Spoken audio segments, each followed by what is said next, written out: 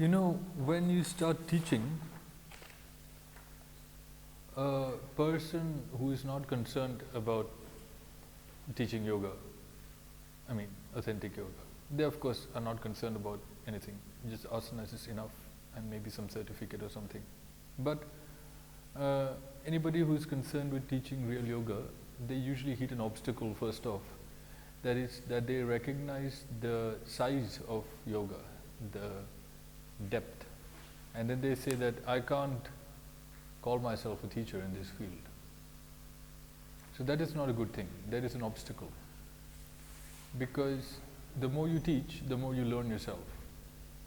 Because if you're not a false person, then as we discussed before, you have to force yourself to go on experiencing new things. And you can't just read something, you have to understand it. You have to either understand it, thank you, or you have to internalize it. You know, in Samkhya you would have seen that a table, one of the thing we were doing in the morning, Samkhya, you would have seen a table in Samkhya that said it went through some loops, and you know, so it is like first is Shravana. Before Samkhya system was developed, before Sanskrit became a written language. So at that time it was not reading or writing, it was hearing. You heard somebody, it was called Shravana. So Shravana was the first stage, and listening meant listening.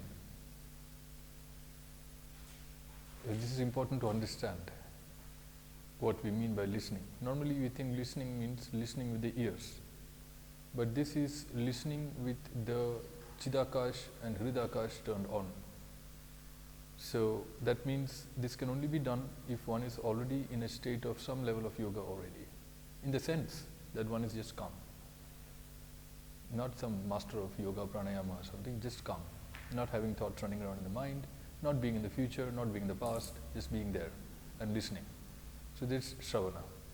After Shravana is done, there is something called Manana.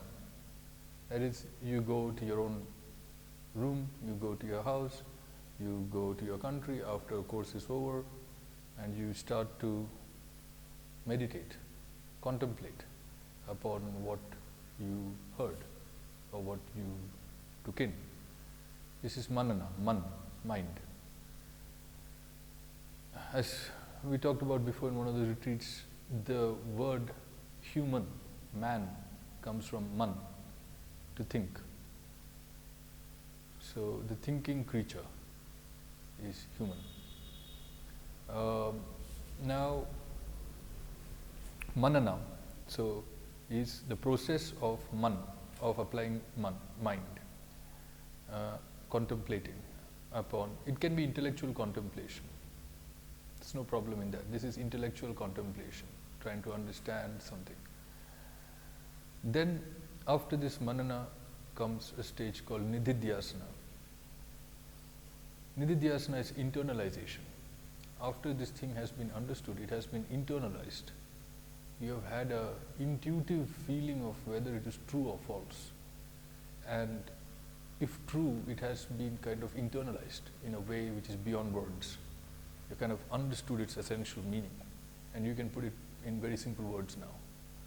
So this is nididhyasana, internalization.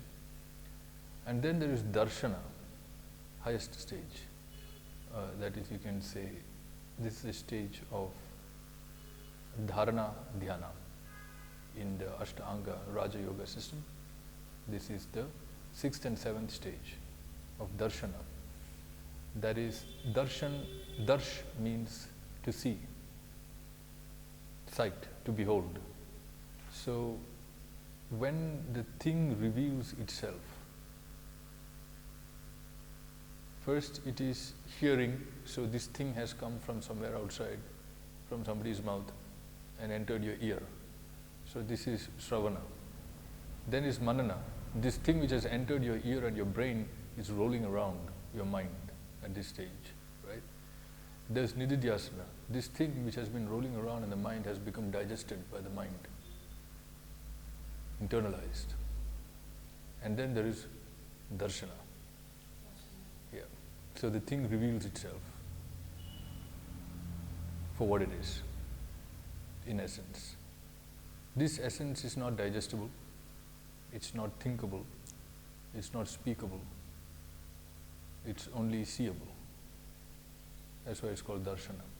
So these are the 4 stages of accumulating knowledge. So any knowledge, whether you are studying science, whether you are studying poetry, whether you are studying yoga, whatever it is that you are studying, you have to follow these 4 stages.